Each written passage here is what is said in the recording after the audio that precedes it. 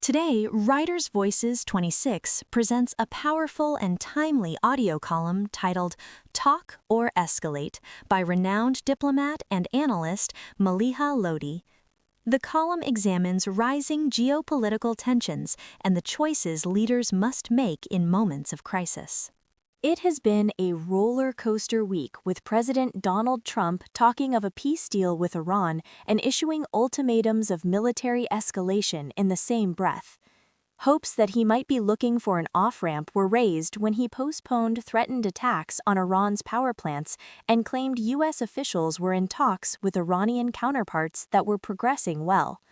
When news emerged of Pakistan playing go-between, the possibility gained ground of a diplomatic path out of the crisis.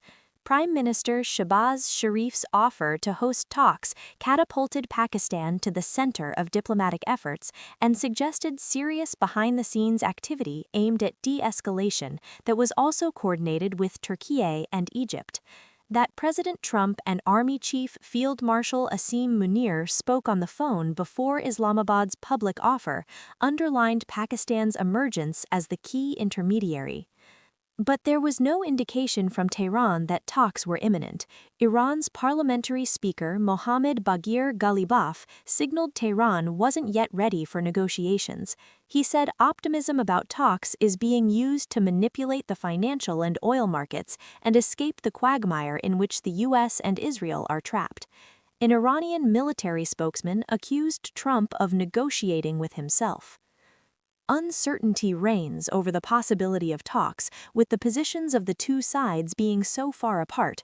Messages exchanged through an intermediary allow both sides to test the seriousness of the other and scope out future engagement, but cannot be deemed negotiations.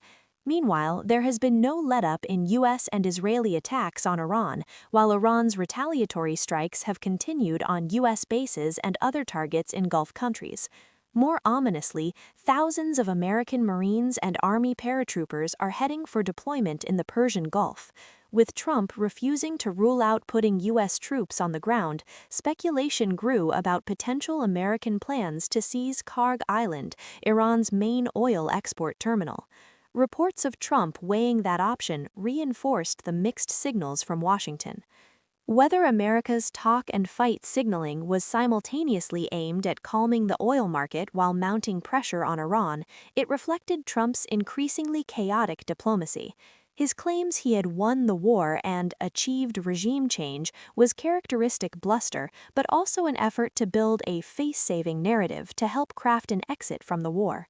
The U.S. sent a 15-point peace plan to Tehran through Pakistan, also suggesting Islamabad as a venue for negotiations, but the proposal is a list of demands that seeks Iran's surrender.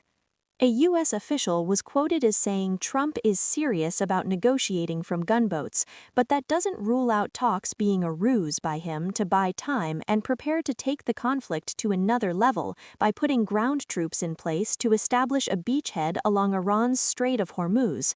Twice before, earlier this year and in April 2025, talks were used as a smokescreen for U.S.-Israeli military attacks on Iran launched in the midst of negotiations. Referring to this, an official Iranian spokesman said its past negotiating experience had been disastrous. Tehran rejected the 15-point U.S. proposal, saying its demands were excessive and unreasonable. Instead, it put forward its own 5 points for ending the conflict. They were guarantees that war will not be reimposed on Iran, an end to war across all fronts and for all resistance groups, a halt to aggression and assassinations, recognition of Iran's sovereignty over the Strait of Hormuz, and payment of war reparations. Believing it has the upper hand, Iran signaled it will not go back to the pre-war status quo. Both sides have put forward maximalist positions. This leaves room open for talks, even if the two are more far apart than they were before the war. It is hard to say how diplomacy will fare in the absence of trust, and especially given Trump's unpredictability. What then is likely to happen in the weeks and months ahead? 3 scenarios can be posited. 2 have unstable outcomes, while a third scenario can arguably produce stability.